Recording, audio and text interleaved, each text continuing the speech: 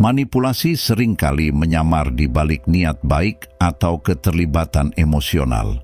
Dalam kesibukan kehidupan sehari-hari, kita mudah terpengaruh oleh tekanan orang lain tanpa sadar.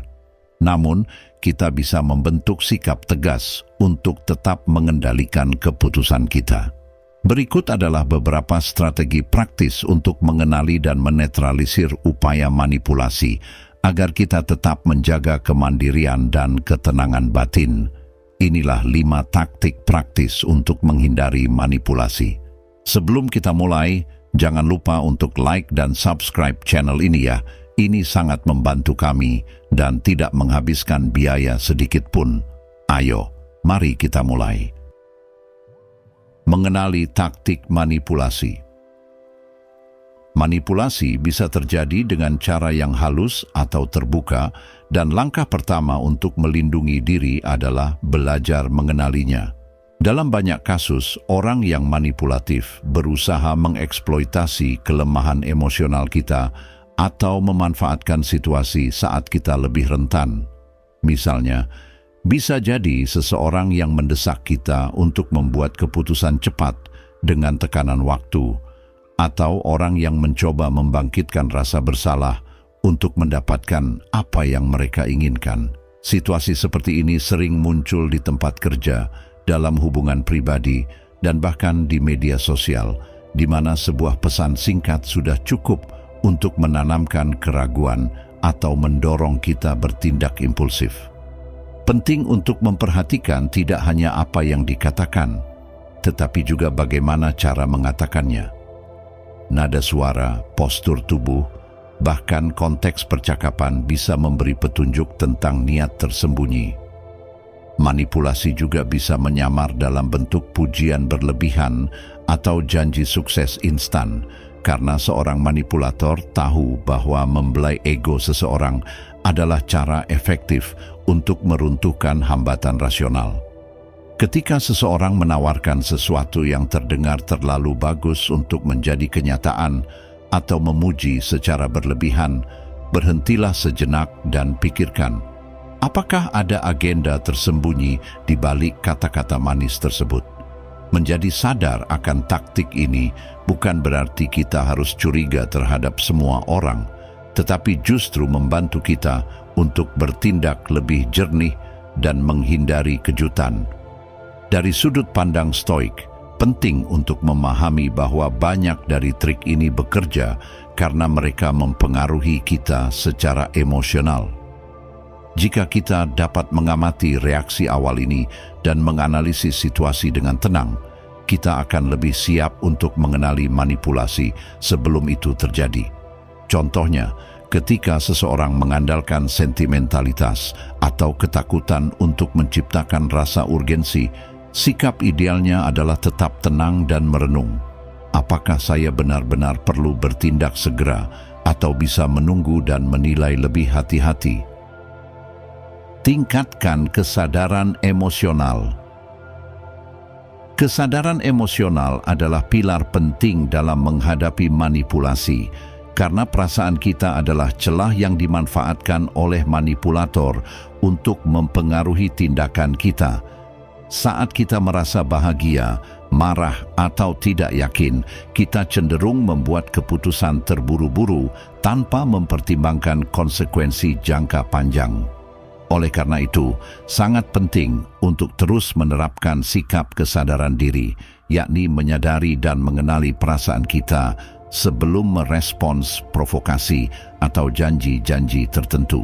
Bagi penganut Stoik, memahami dan mendisiplinkan emosi adalah langkah penting untuk menjaga kedamaian batin. Epictetus, salah satu filsuf Stoik terbesar, menulis, bukan hal-hal yang mengganggu kita, tetapi interpretasi kita terhadapnya. Kalimat ini menggambarkan bahwa reaksi emosional kita lebih penting daripada kejadian eksternal itu sendiri. Ketika kita menyadari bahwa emosi kita bisa dikendalikan dengan akal, kita mulai melihat bahwa kita bisa mengurangi kekuatan manipulasi yang bergantung pada kegelisahan emosional.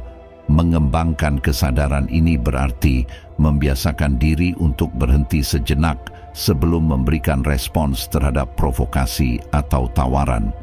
Misalnya, jika seseorang datang menawarkan peluang finansial yang luar biasa dan mendesak Anda untuk segera menandatangani kontrak, berhentilah dan tanyakan pada diri sendiri, apakah saya bertindak berdasarkan impuls atau dengan pemikiran yang jernih?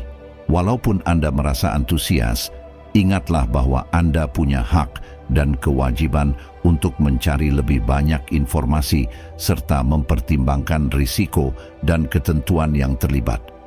Dengan melatih kesadaran ini, Anda akan semakin mampu mengenali secara instingtif kapan perasaan Anda dipengaruhi dan kapan itu hanya reaksi emosional yang dipicu oleh orang lain. Hal ini memerlukan konsistensi, seperti berolahraga, tetapi manfaatnya sangat besar. Anda akan membuat keputusan yang lebih sesuai dengan nilai-nilai pribadi dan menjaga otonomi diri dalam menghadapi berbagai pendekatan manipulatif. Bersikap skeptis, tapi jangan paranoid. Mengadopsi sikap skeptis adalah hal yang sehat, karena ini membantu kita menghindari jebakan yang tersembunyi di balik niat baik atau kesempatan sekali seumur hidup. Namun, kita harus menemukan keseimbangan agar tidak menjadi terlalu curiga, yang justru bisa merusak hubungan pribadi dan profesional kita. Tujuannya adalah untuk menyelidiki kebenaran dari apa yang disampaikan dan konsistensi perilaku orang tersebut, sambil tetap terbuka untuk menjalin hubungan yang tulus dan kesepakatan yang saling menguntungkan. Skeptisme yang rasional terlihat ketika kita memverifikasi informasi, membandingkan berbagai sumber, dan tidak terpesona oleh retorika belaka. Jika seseorang muncul dengan janji hasil cepat, baik dalam masalah keuangan atau hal pribadi, tanyakan, apa bukti bahwa ini benar-benar berhasil? Di mana saya bisa memeriksa informasi ini? Pendekatan ini tidak bersifat ofensif, justru menunjukkan tanggung jawab dan kedewasaan. Orang yang serius akan memahami dan bahkan menghargai keinginan Anda untuk memahami secara menyeluruh tawaran tersebut, sementara manipulator mungkin merasa kesal atau mencoba membalikkan keadaan dengan menuduh Anda terlalu curiga. Namun, menjaga sikap skeptis tidak berarti menutup diri dari kemungkinan bahwa sesuatu itu tulus dan baik. Misalnya, dalam sebuah hubungan, menerima tindakan perhatian dan kasih sayang itu wajar. Masalahnya muncul ketika tindakan itu diulang dengan berlebihan dan tampaknya memiliki tujuan yang lebih besar daripada sekadar kasih sayang yang tulus. Tipsnya adalah selalu menganalisis gambaran besar, kata-kata, konteks, tindakan, dan pola perilaku. Jika semuanya selaras dan masuk akal, tidak ada alasan untuk menolak tawaran atau kebaikan. Namun, jika ada kontradiksi atau desakan untuk membuat keputusan terburu-buru, ada baiknya untuk tetap waspada. Stoik mengajarkan kita untuk mengamati kenyataan secara objektif, seperti yang ditekankan oleh Marcus Aurelius dalam pemikiran pribadinya. Kita harus menjaga pikiran kita tertuju pada kebenaran dan apa yang sebenarnya ada, bukan pada apa yang kita harapkan atau inginkan. Itu berarti kita tidak boleh membiarkan harapan yang tidak realistis atau ketakutan yang tidak berdasar mengaburkan kapasitas kita untuk menilai.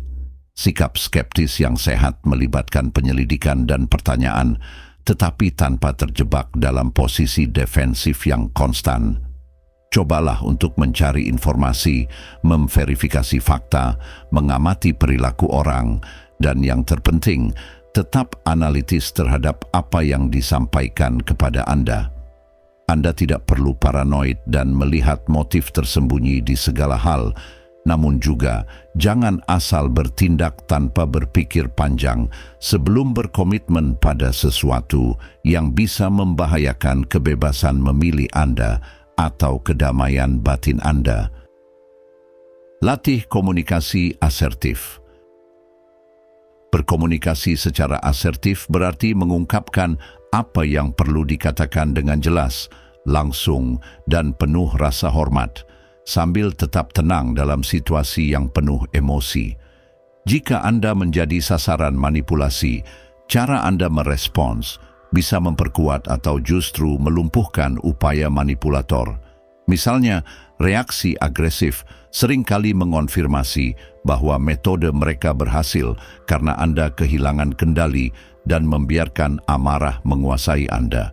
Sebaliknya, pendekatan yang terlalu pasif bisa memberi sinyal bahwa Anda akan menerima tekanan apapun yang diberikan.